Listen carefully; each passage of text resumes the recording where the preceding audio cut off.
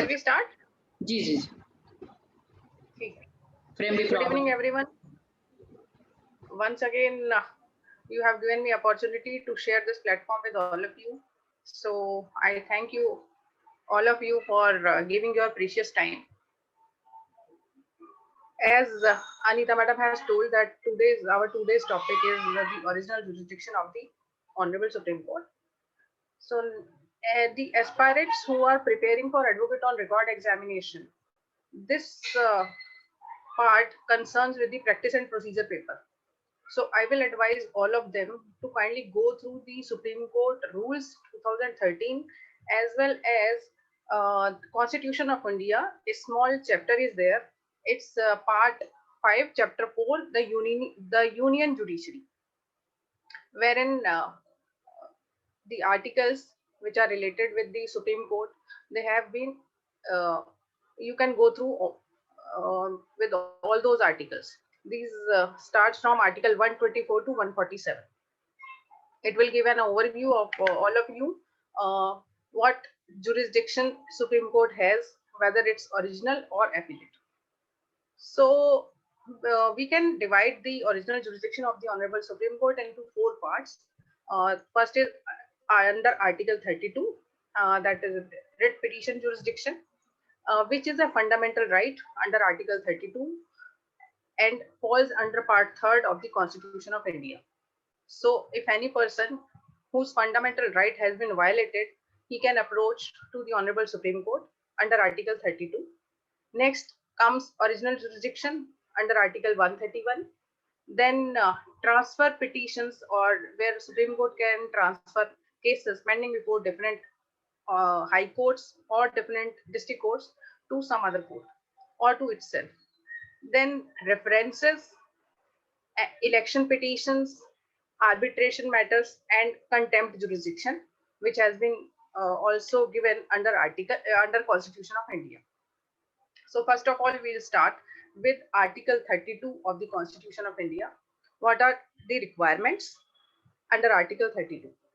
So the scope and content of Article 32 were first time discussed in the matter of Romesh Thapar versus State of Madras, which is 9050 Supreme Court cases 594, wherein Honorable Supreme Court held that this court is constituted the protector and guarantor of the fundamental rights, and it cannot consistently, with the responsibility so laid upon it, refuse to entertain applications seeking protection against infringement of such rights. What happened in this case that Romesh, the state prohibited circulation of the magazine of the petitioner. So the petitioner directly approached Honorable Supreme Court under Article 32. So an objection was raised by the state that he should have approached under Article 226 to the High Court instead of coming to the Supreme Court. So Honorable Supreme Court overruled that and said that any person can come directly to the Supreme Court whenever there is any fundamental right or there is a threat of violation of any fundamental right of the petitioner. The case in Tata Iron and Steel Company Limited versus Asaf Sarkar, again it was held that a person can move to the court even when there is a real threat of infringement of his fundamental right, wherein realizing tax without authority or which was not valid was taken as violative of fundamental rights.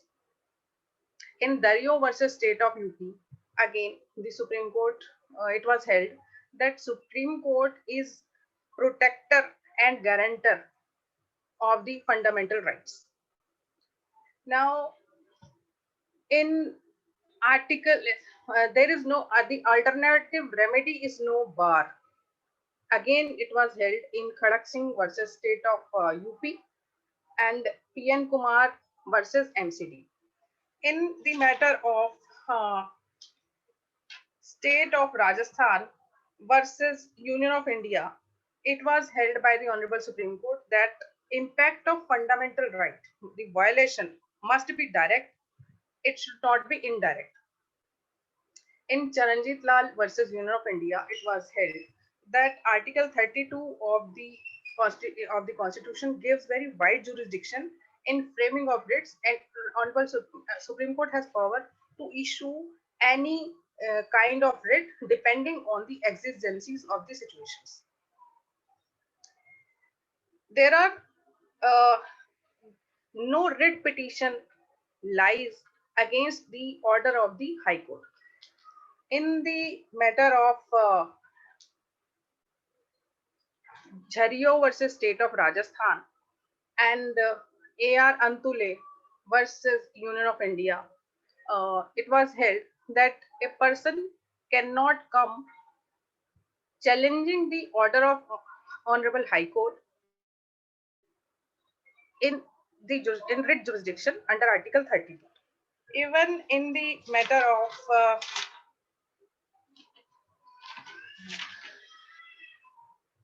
Naresh Sridhar Mirajkar versus State of Maharashtra, the petitioner was directed by Bombay High Court not to report proceeding of the case. The petitioner directly approached the Honorable Supreme Court against that order of the High Court under Article 32, challenging that his fundamental rights have been violated. So Honorable Supreme Court held that no writ lies against the order of the High Court. If a person wants to challenge any order of the High Court, he should have approached under Article 136 under appellate jurisdiction and not under the original jurisdiction.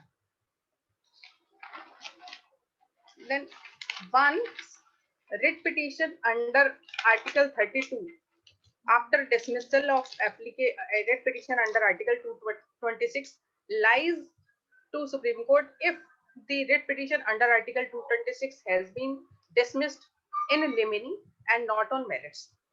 In that case, one can approach after dismissal of writ petition under Article 226 to the Honorable Supreme Court under Article 32.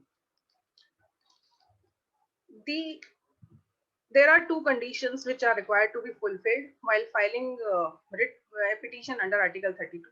That is, there must be a violation of fundamental right and the remedy lies against the state. No writ petition can be filed against a private party.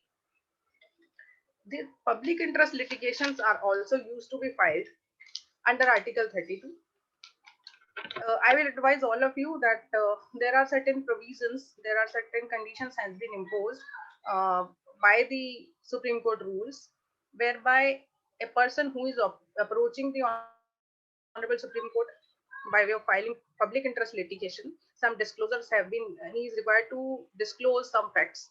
So you all are advised to go through the Supreme Court rules for that. There are three relaxations while filing public interest litigation. This is relaxation in the rule of locus standi. So while under Article 32, when one approaches to the Honorable Supreme Court, his fundamental rights should have been violated. But this is not in the case of public interest litigation. So there are three reliefs or relaxation which were given. That relaxation in the rule of locus standi, then relaxation in the form of filing procedure, because under Article 32, there are certain procedures which are required to be followed. But while filing public interest litigation, the Honorable Supreme Court has sometimes dealt, even the newspaper has been taken as writ petitions, even letters of the persons who has addressed the letter to the Chief Justice, those letters have also been treated as the public interest litigations. The Supreme Court has in many public interest litigations has held that the Honorable Supreme Court has power to provide the justice to the cause for which the petition has been filed, but it should not be vexatious or pertaining to self-interest of the petitioner. It should not be an adversarial litigation. Certain recent judgments have been passed in the last 2-3 years, which I will advise to all of you to go through those judgments. These are this Joseph Shine judgment is recent judgment, and I will start from the judgment of Vishakha versus State of Rajasthan. You must be aware about the development of the law. Now, Vishakha case is only for academic purpose, as certain guidelines and act has been formulated on the subject. Then there was Anuj Garg versus Hotel Association and another, whereby discriminatory provisions in employment of women as bartenders were set aside. Then National Legal Services Authority versus Union of India, whereby recognition to transgenders as third gender was recognized. Then Lakshmi versus Union of India, which are provides guidelines on acid attack victims. Then Shaira Bano versus Union of India, which relates to the triple talaq matter. In KS Puttuswamy versus Union of India, which relates with the right to privacy. Then Navtej Singh Johar versus Union of India, whereby Section 377 of IPC was held redundant in the prevailing circumstances. Then Joseph Shine versus Union of India, whereby Section 497 of IPC was struck off. So, while mentioning or while preparing for the subject matter, you are required to be aware of the latest judgments. If you are referring those judgments, it will give an impression to the examiner that you are aware of the present scenario also. Then Article 32, the basic structure doctrine is uh, must, which you should be aware of, which started with the challenge of first amendment of the constitution with the case of Shankari Prasad Dev versus Union of India, whereby the first amendment to the constitution was challenged, but it was held that amendment to the constitution was not law for the purpose of Article 13. Then thereafter came Sajjan Singh versus State of Rajasthan, whereby view taken in Shankari Prasad was upheld. Thereafter, these two judgments were overruled in the case of IC Golaknath versus State of Punjab, whereby it was held by the Honorable Supreme Court that constitutional amendment was also law for the purpose of Article 13 and was therefore subject to Part 3rd of the Constitution. C.J. Subbarao in that matter invoked the doctrine of prospective overruling in order to save the amendments which were already made. Now again, the challenge were made in the case of Keshwanand Bharti versus State of Kerala with the majority of 7:6. You are also advised to refer the dissent and assent judges in these judgments. In the Keshwanand Bharti case, it was held that Golaknath case was overruled, holding the constitutional amendment was not law for the purpose of Article 13. The Supreme Court held that a constitutional amendment can only be challenged only on the ground of in violation of basic structure of the if it violates the basic structure of the constitution. Thereafter came Minerva Mills versus Union of India. Then Sampath Kumar versus Union of India, L. Chandra Kumar, whereby Arbitral Tribunals Act was formed, and therein the provision was made that on the jurisdiction of Honorable Supreme Court under Article 32 was taken away uh, by the legislature, and it was held that Article 32 is a basic structure of the Constitution, and remedies under Article 32 cannot be taken away by any of the amendments. So, uh, this amendment was overruled in the matter of L. Chandrakumar versus Union of India. Now you are also required to go through the A.R. Antule's case, whereby it was held by the Honorable Supreme Court that per incuriam judgments which was passed by the Honorable Supreme Court that can be set aside, and they can take the matter on the facts which were not available at that time. the Honorable Supreme Court held that if there is a mistake on the part of Supreme Court, it is a wisdom to correct that mistake. In A.R. Antule's case, his remedy to appeal is one of the remedy whereby he could have appeal to the High Court was taken away as on per the direction of the Honorable Supreme Court. The matter was directed to be tried by the Honorable High Court, wherein proceedings were challenged. But it was held, it was observed in this judgment that no writ against the order of the Supreme Court lies under Article 32. Now, next comes this original jurisdiction under Article 131. So, under Article 131, three types of cases can be filed before the Honorable Supreme Court.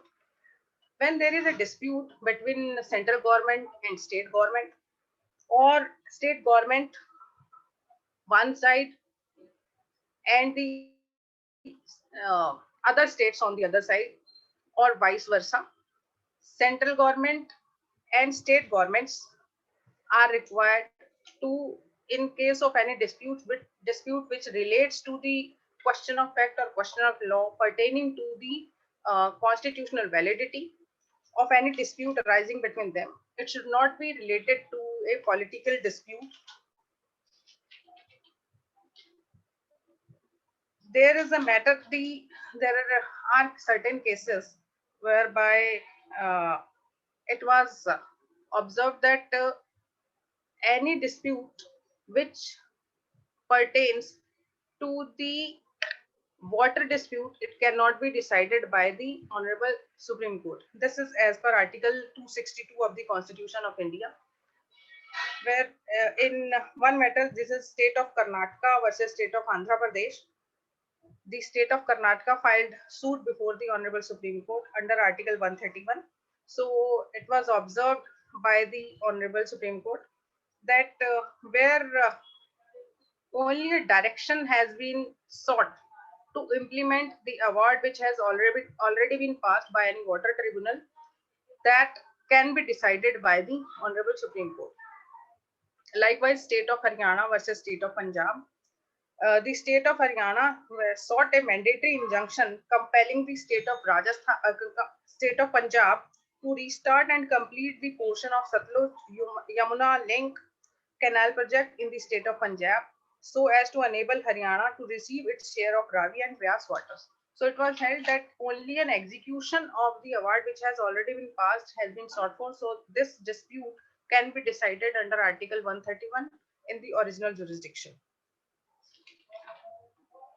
The next comes transfer of cases. Transfer of cases, uh, this power vested under Article 139A1 and 139A2, whereby any dispute which is pending between two different high courts can be transferred by the Honorable Supreme Court to itself.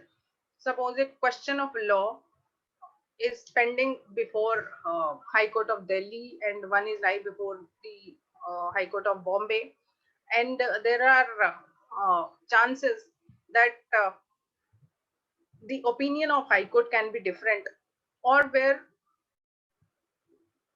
if matter if decided can be cannot settle the issue as same being pending before different high courts also.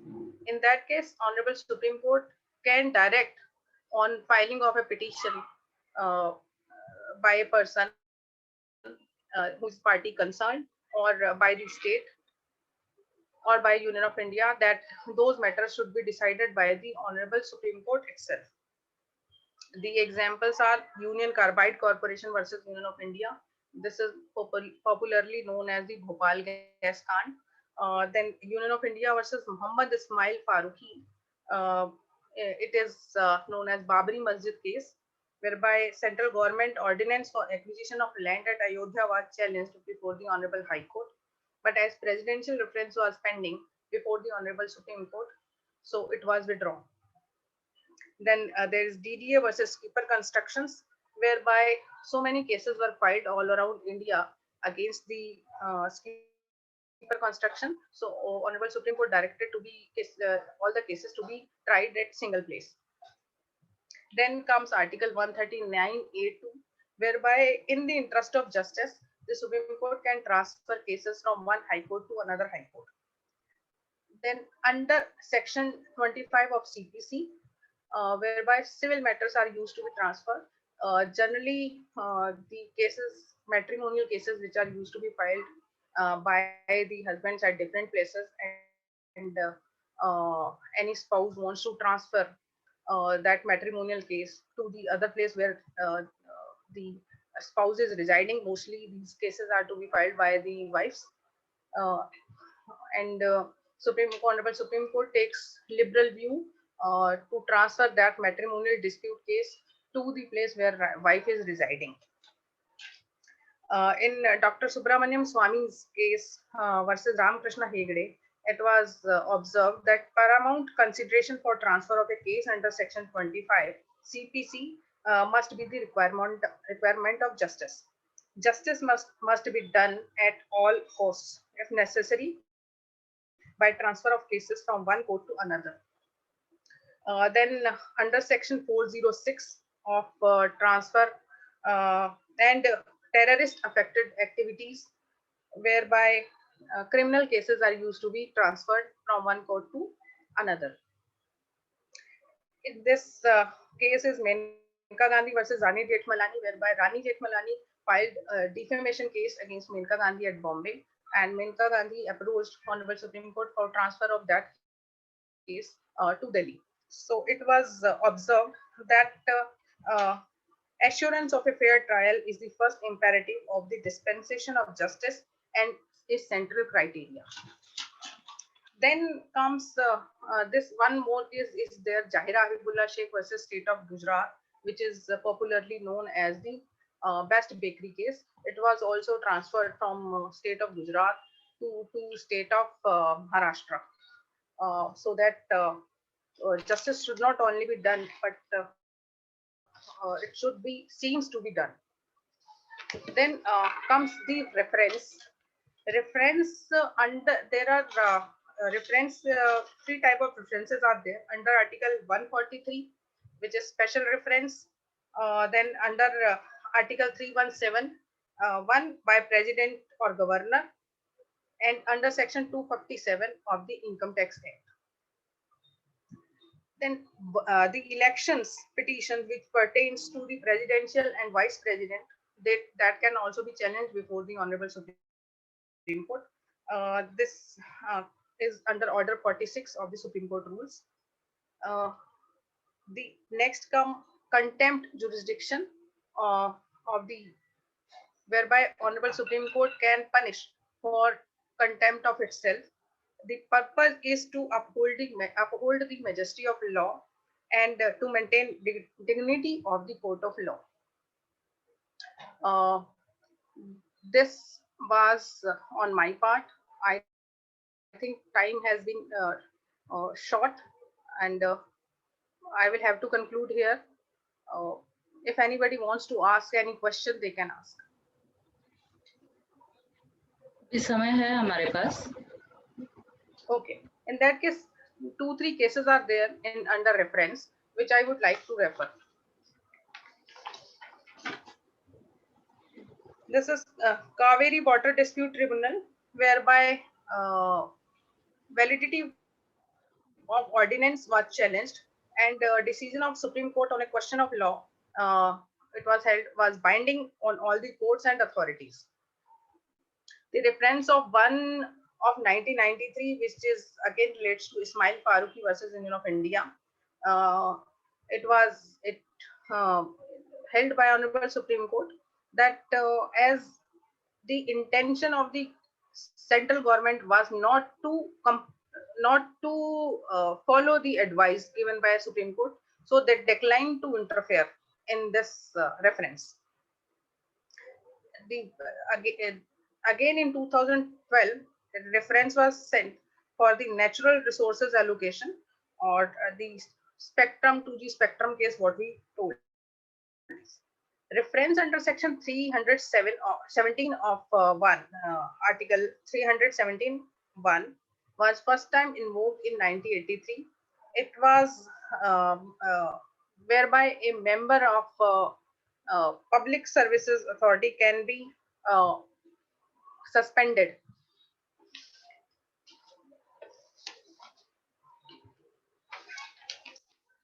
It was in the case of Gopal Krishna Sen, who was a member of Public Service Commission, and as he assaulted one lady member over there. In natural resources allocation, it was observed by Honorable Supreme Court that a reference should not be vague, general, and undefined. Court can go through the written brief and arguments to narrow down the legal controversies. And when question became unspecific and incomprehensible, the risk of returning the references unanswered are there. I will advise all the aspirants who will appear in this advocate on record examination to go through the Supreme Court rules, mention Supreme Court rules while giving provisions of articles under original jurisdiction, under which rule you can draft and mention that particular order of the Supreme Court. As Anita madam has told me that we have left with the 9 minutes. So in that case, there are certain judgments which I would like to refer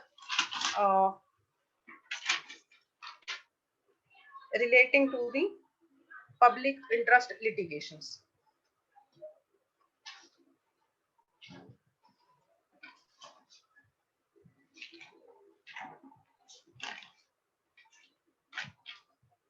Yes, one thing more remains.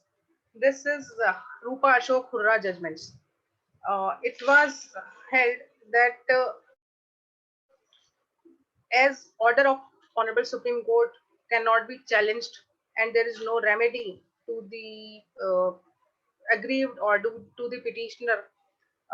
In that case, in 2002 4 SCC 3338, this is Rupa Ashok Hurra versus Ashok Hurra.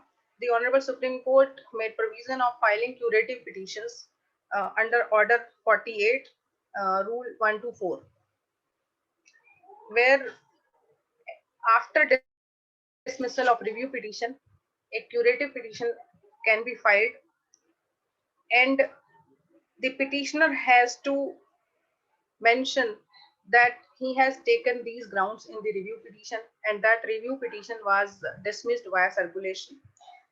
For filing a petition under as a curative petition, two requirements should be there. One, that there is violation of principle of natural justice, and another is where in the proceedings a learned judge failed to disclose its connection with the subject matter or the parties, giving an apprehension of bias, and the judgment adversely affected the petitioner. The petitioner is required to urge specifically that the grounds mentioned in the curative petition were taken in the review petition and it was dismissed by circulation.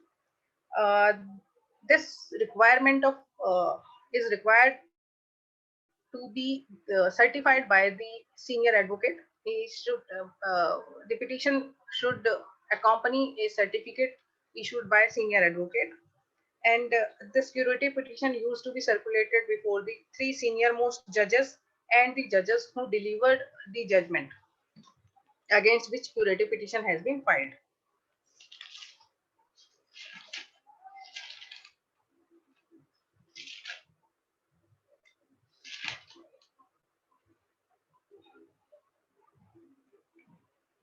A habeas corpus petition can be filed under Article 226 as well as under Article 32. Habeas corpus petitions generally relates to the preventive detention matters. So only this writ petition is exempted, whereby writ petition under Article 226 as well as under Article 32 is maintainable because it relates to the detention of a person and his liberty.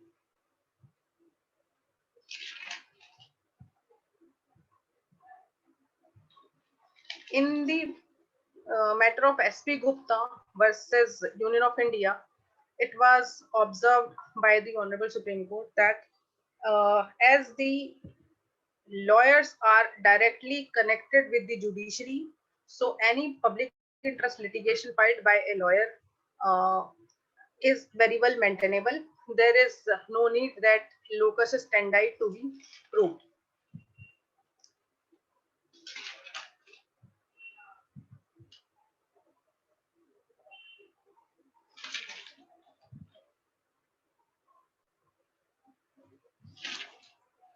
Frivolous litigations under PIL used to be deprecated, and Honorable Supreme Court uh, does not hesitate to impose cost on those litigations which are frivolous. Recently, a case has been filed under Article 139A, whereby the petitions which are pending before Honorable High Court of Delhi and Honorable High Court of Rajasthan pertaining to uniform age of marriage are requested to be transferred to the Honorable Supreme Court. As uh, and in a recent case also, you must have heard, it's a day before that Justice Rohington Nariman has imposed a cost of rupees 50,000, whereby a petition was filed um, uh, praying that some verse from the Quran should be deleted, and thereby cost of rupees 50,000 was imposed on the petitioner uh, to prevent him or filing any other petition in future. And for misuse of